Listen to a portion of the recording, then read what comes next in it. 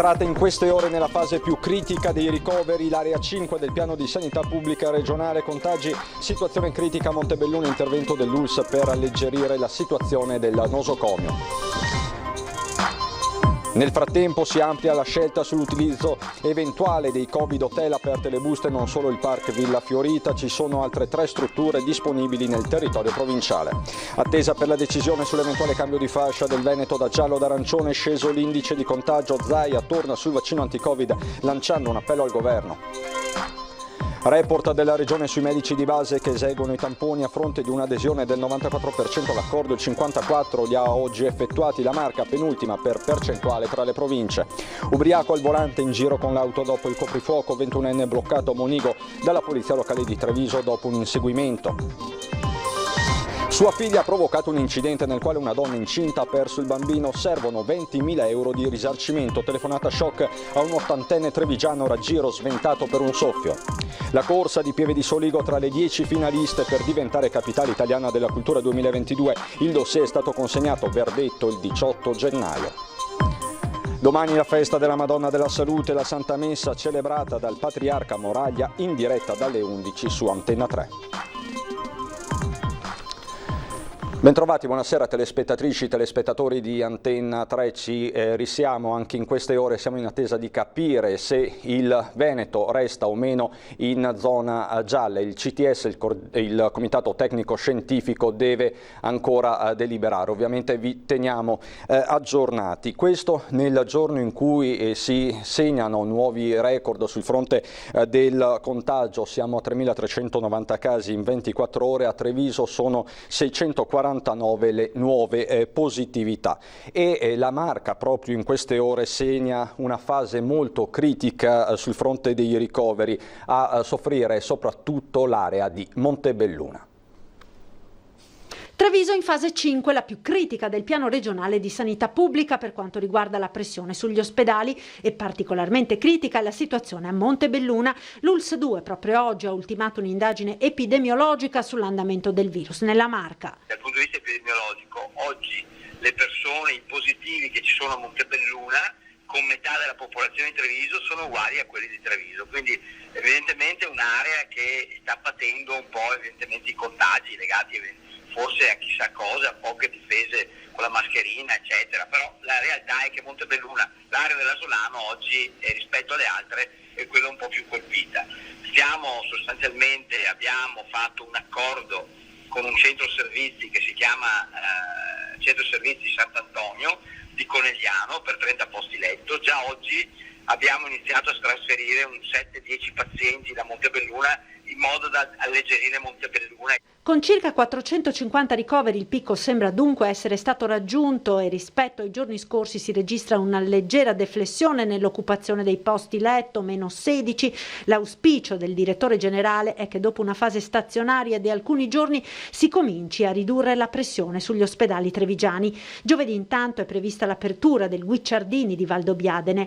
Novità anche sul fronte dei Covid hotel. Stasera sono state aperte le buste, 4 le strutture alberghiere che hanno presentato manifestazione di interesse. Villa Fiorita di Monastier, che già si conosceva, Frassinelli RSL Resort di Vittorio Veneto, Basso Hotel di Resort di Quinto e Predazzer Romana di Ceneda di Ponte di Piave. Ora l'ULSS presenterà alle strutture le richieste sull'accoglienza dei pazienti, che sarà solo alberghiera e non comprenderà il supporto infermieristico. Perché questi sono per pazienti che non riescono ad andare positivi, sintomatici, che non riescono ad andare a casa e quindi hanno bisogno di un alloggio finché non passa la quarantena. Dopo le decisioni del commissario Arcuri verrà scelta la struttura da adibire a Covid hotel.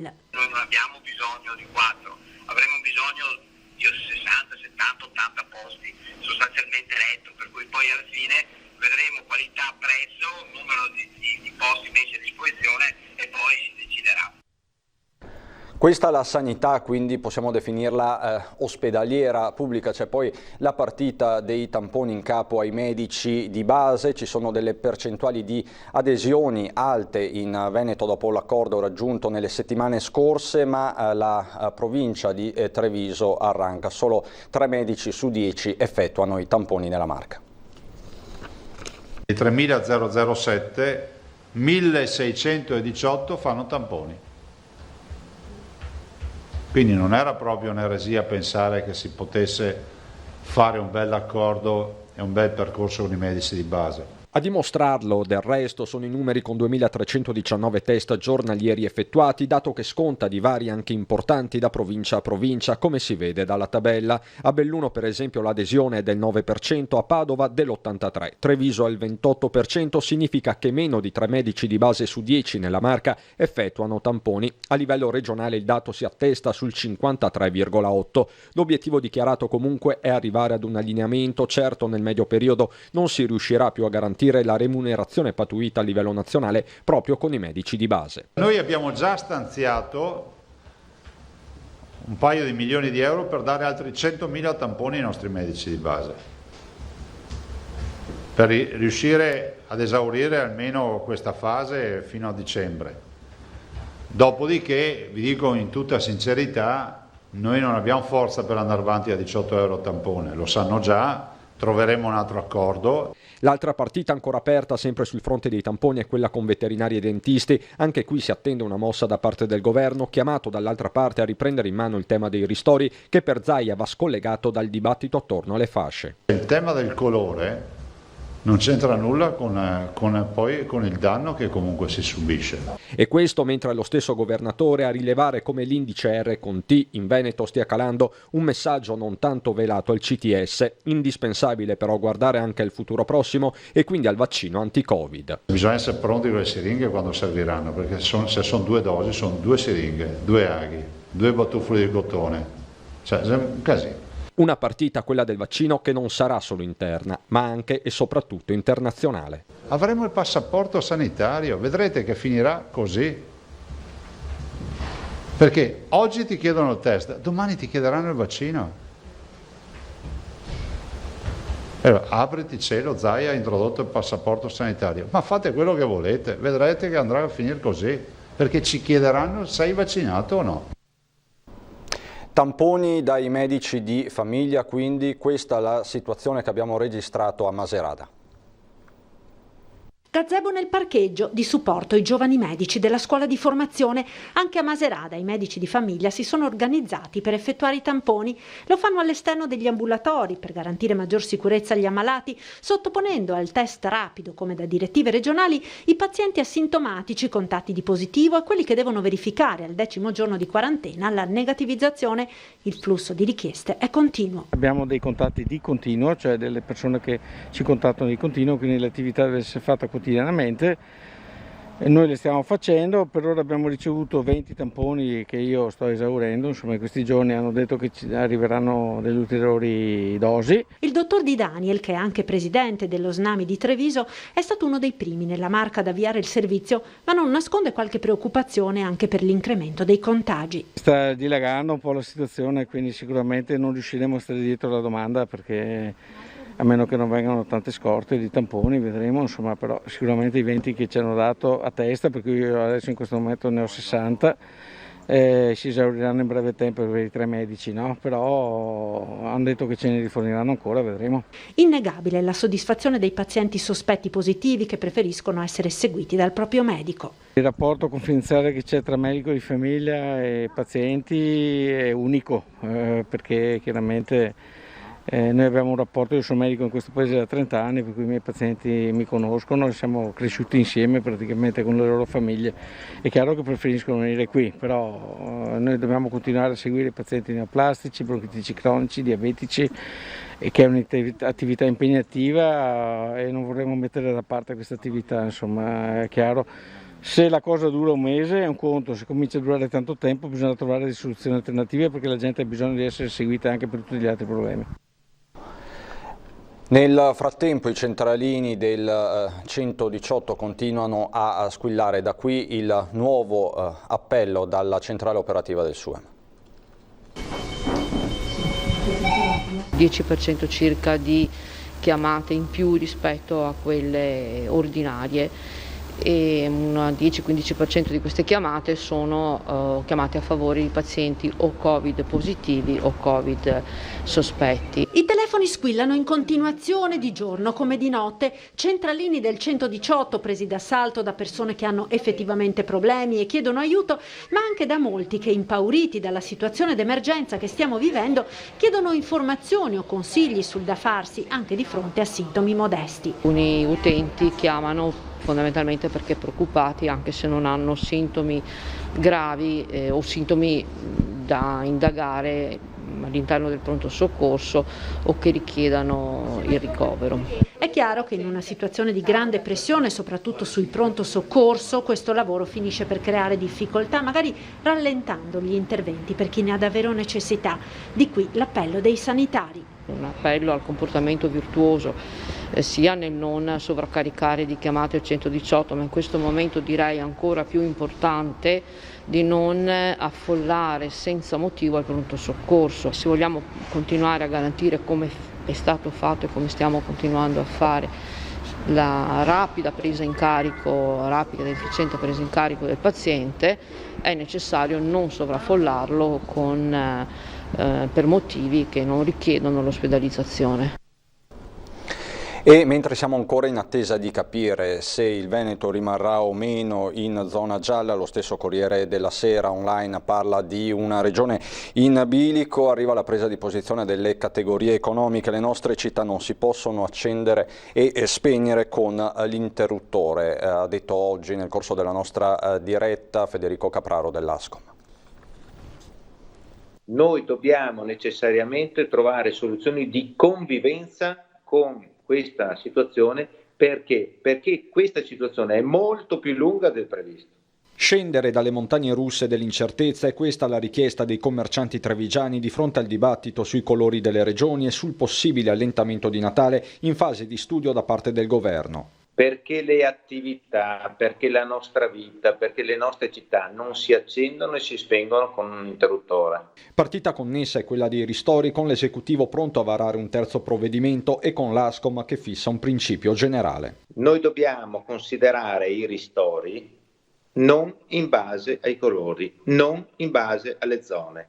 I ristori vanno calcolati in base alle perdite di fatturato che sono indipendentemente dai settori. E al decreto ristori ter guarda una categoria rimasta fuori dai primi provvedimenti e rientrata nel bis, quella dei fotografi professionisti, colpiti dallo stop di eventi e cerimonie. Adesso i fotografi ci sono negli elenchi, ma il raffronto con il fatturato di aprile alla prova dei fatti non basta. La nostra professione è una professione spalmata nell'anno per quanto riguarda il fatturato e le commesse, e quanto successo ha portato a un calo o una cancellazione di tutte le commesse per il 2020 e non c'è neanche una gran luce per il 2021. Altro capitolo, quello della proroga alla moratoria dei licenziamenti necessaria per i sindacati. Finora, dice la CGIL, questa norma ha evitato una catastrofe occupazionale. Nel Veneto noi abbiamo calcolato che senza questi provvedimenti, ed è un calcolo fatto per difetto prudenziale, noi avremmo oggi qualcosa come 100.000 lavoratori e lavoratrici in mezzo a una strada.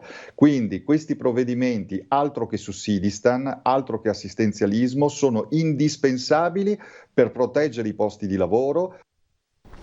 La cronaca ci porta a Treviso con un inseguimento. Rappresenta un record negativo questa persona che abbiamo fermato questa notte all'1 in località Monigo.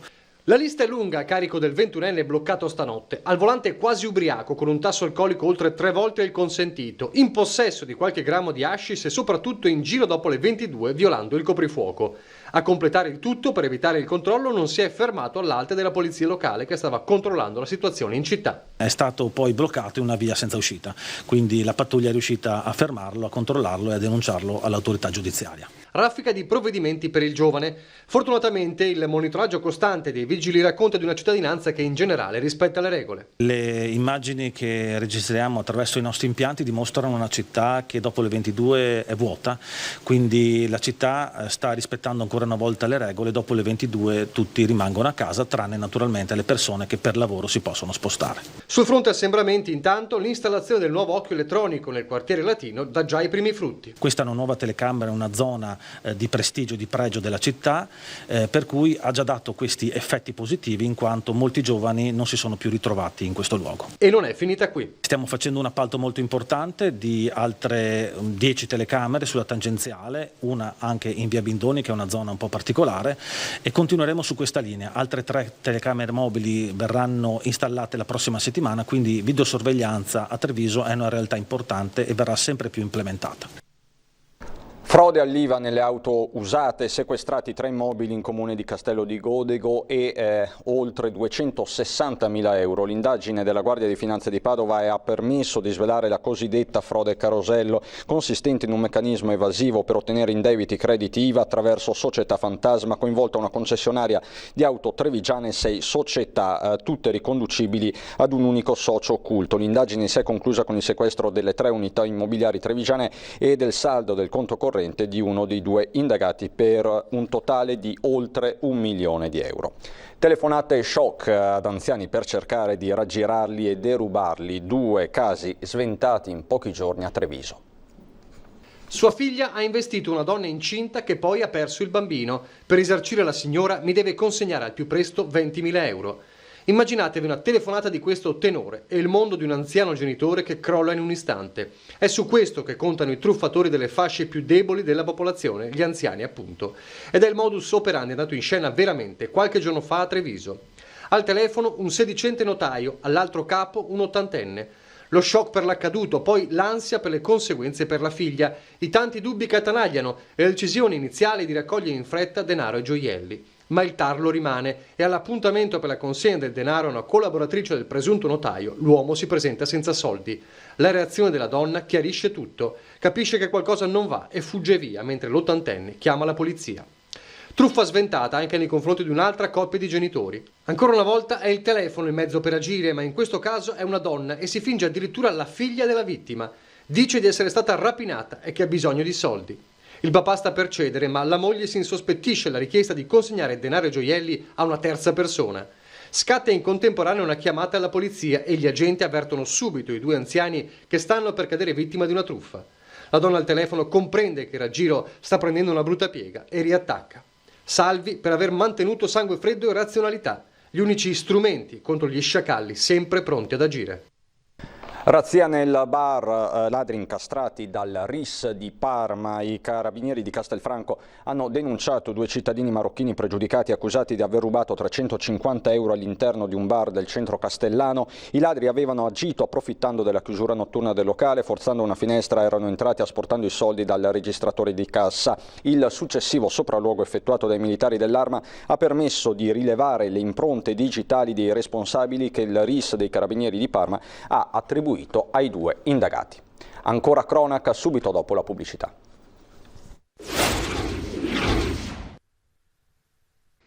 Di nuovo in studio per andare a Mogliano e raccontarvi la storia di tanti genitori. Vediamo perché. Viva la scuola! Viva i bambini! Gridano e saltano Anna Frank, la loro amata scuola che potrebbe chiudere per dare spazio al nuovo comando della Polizia Municipale di Mogliano. Sono una 60ina i genitori e i bambini, solo una rappresentanza per non creare assembramenti. Con striscioni e megafono sono scesi in piazza dei Caduti di fronte al municipio per protestare contro questa possibilità che giudicano inopportuna. Oggi è la giornata dei diritti dei bambini e siamo qui perché crediamo veramente impossibile che possa chiudersi una scuola in una situazione come questa, dove c'è bisogno di spazi. Non si chiude la scuola, per il bene dei nostri figli non si chiude. Lo chiediamo a tutti, al comune, al sindaco, all'amministrazione, alle dirigenti scolastiche, alla regione, siamo stati anche da Zaia. Chiediamo che non venga chiusa nessuna scuola del territorio moglianese. Di fatto a gennaio di quest'anno abbiamo fatto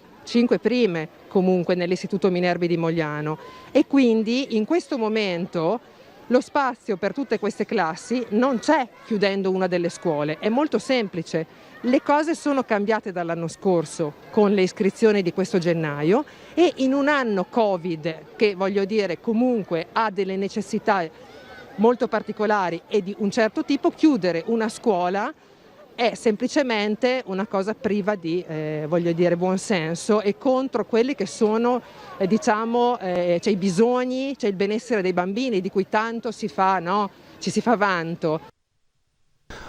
E a proposito di bambini, uno striscione con i disegni dei bimbi nella giornata mondiale dei diritti dell'infanzia. Ad esporre l'opera la scuola materna Beata Giuliana di Collalto, il nido integrato Piccole Impronte di Susegani. I bambini della nostra scuola raccontano, le maestre hanno colto con grande sensibilità l'importanza di questo giorno e hanno voluto rendere partecipe la comunità di Susegane esponendo uno striscione che li rappresenta con i loro cari.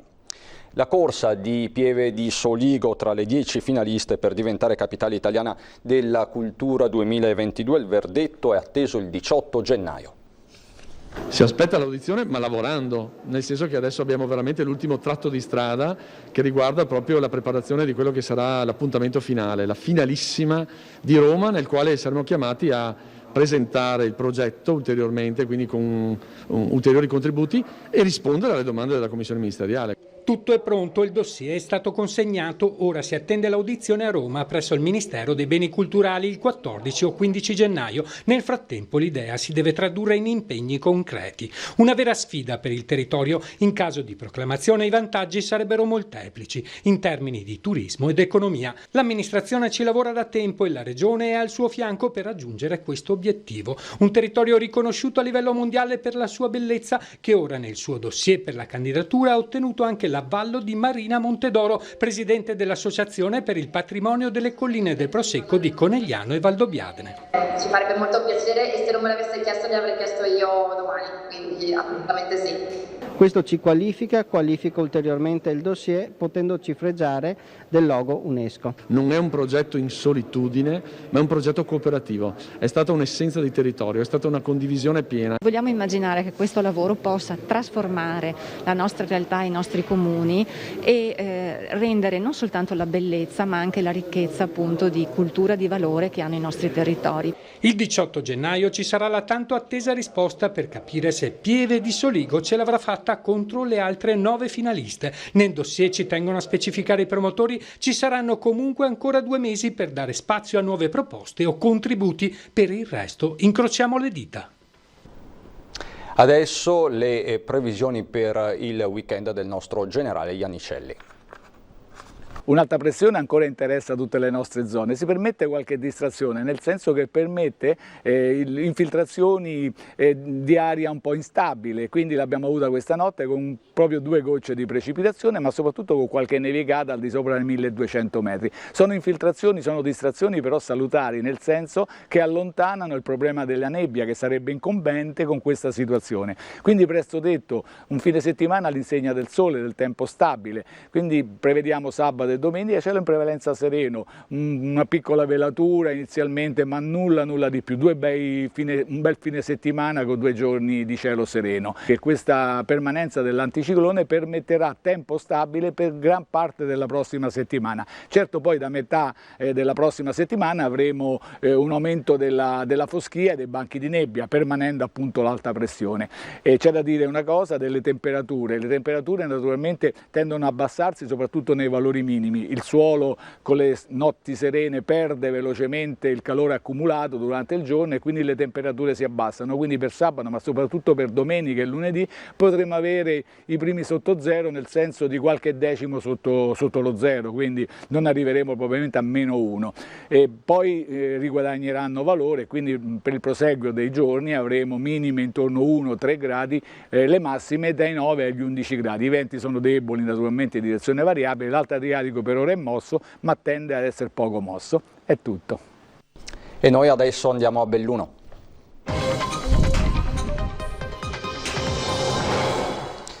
A Belluno, dove i nuovi casi di positività nelle ultime 24 ore al Covid-19 sono stati 245, uno dei dati più alti degli ultimi giorni, 92 le persone che si trovano ricoverate tra gli ospedali di Belluno e di Feltre. E a proposito di ospedali arriva una precisazione dell'ULS 1 Dolomiti: i ricoveri alla medicina di Agordo sono stati sospesi in seguito alla rilevazione di alcune positività in pazienti riscontrate nei continui monitoraggi previste dai protocolli. Nei controlli periodici, fa sapere però l'ULS 1, nessun operatore sanitario è risultato fino a questo momento positivo.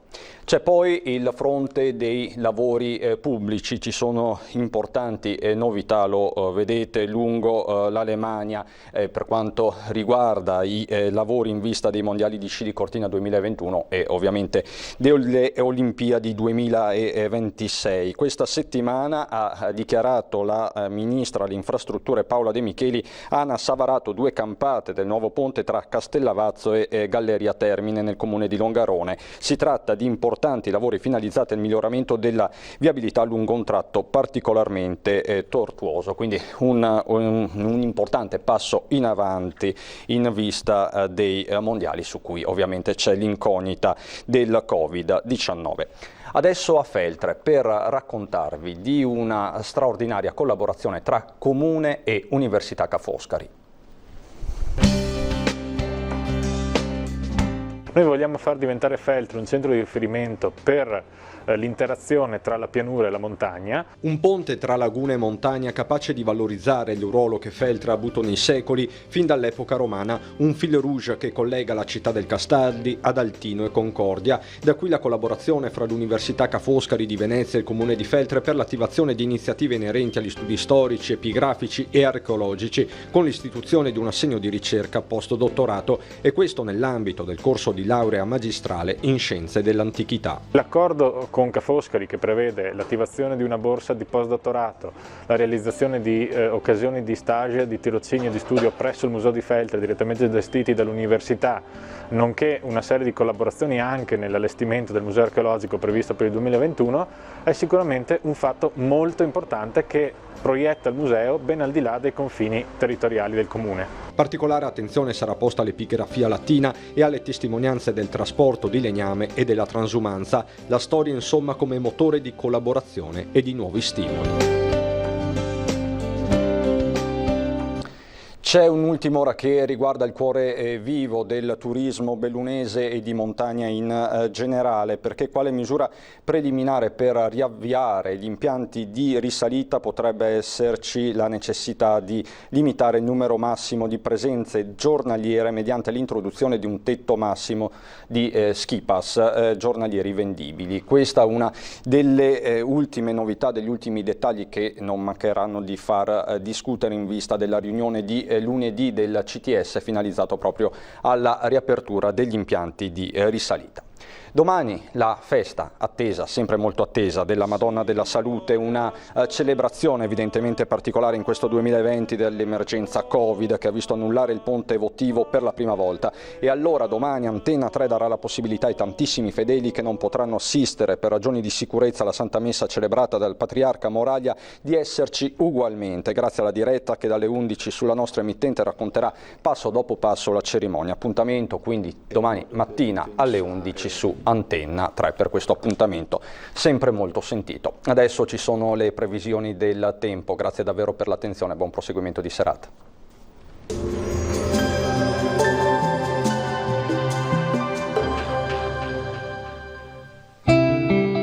Il cuore vive finché ha qualcosa da amare, così come il fuoco avrà qualcosa da bruciare. Benvenuti al meteo. Pressione in aumento al nord, ma sul nostro territorio è in arrivo un primo assaggio d'inverno. Vediamo il dettaglio di sabato 21 novembre. Sul Veneto sarà una splendida giornata caratterizzata, come vediamo, dalla presenza del sole. Su tutti i settori della nostra regione il cielo sarà sereno o con locali velature, non sono attese precipitazioni. Il clima risulterà via via più freddo, si potranno infatti osservare le prime gelate notturne e al primo mattino in pianura. Temperature dunque in generale calo, minime tra -1 e 3 gradi, valori massimi compresi invece tra gli 8 e gli 11 gradi all'incirca. Ci spostiamo ora sul Friuli Venezia Giulia, anche qui avremo un ampio soleggiamento su tutta la regione, cielo sereno e sgombro da nubi. Temperature minime tra lo 0 e i 4 gradi, massime invece sugli 8-10 gradi. Infine uno sguardo alla situazione del Trentino Alto Adige, anche qui soleggiato dappertutto, salvo per locali foschie mattutine, specie sulle vallate settentrionali. Temperature minime intorno allo 0 o di poco inferiori, massime sugli 8-9 gradi all'incirca. Dal meteo di Antena 3 per ora è tutto, arrivederci al prossimo aggiornamento.